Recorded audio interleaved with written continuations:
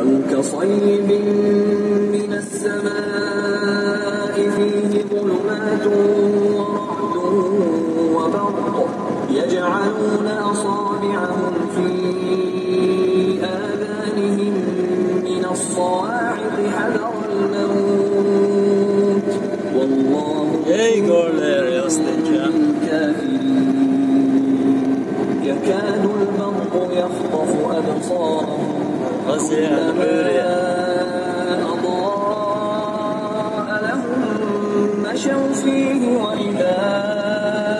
أظلم عليهم قاموا ولو شاء الله لذهب بسمعهم وأبصارهم إن الله على كل شيء قدير يا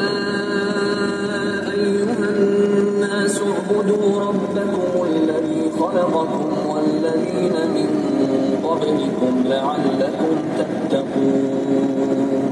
الذي جعل لكم الأرض فراشا والسماء بناء وأنزل من السماء ماء فأخرج به من الثمرات رزقا لكم فلا تجعلوا لله أندادا